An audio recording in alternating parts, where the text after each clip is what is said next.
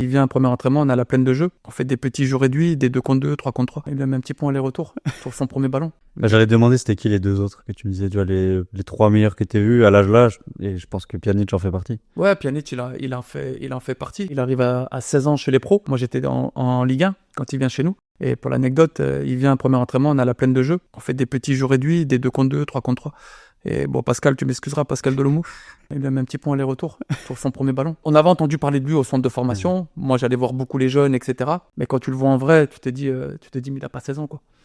Il avait 16 ans, mais il avait une maturité d'un joueur de 23-24 ans, quoi.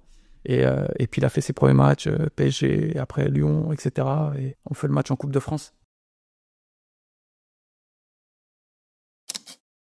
Moi, je joue derrière lui, je joue en 6, lui, il joue en 10. Et à l'arrivée, à la fin du match, je sais plus si c'est à la fin du match ou à la mi-temps, je veux pas te raconter de bêtises. T'as Aulas, à Gerland, t'avais le tunnel qui montait, et qui l'attend au-dessus, et qui lui dit, écoute, tu viens quand tu veux, les portes de l'OL sont ouvertes. Mais il y avait le Barça, il y avait le Bayern, etc.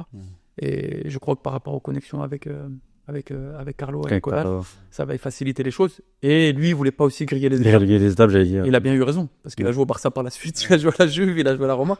Mais ouais, il faisait des trucs, qui, pour un joueur de 16 ans et demi, ben, c'était pas commun, quoi.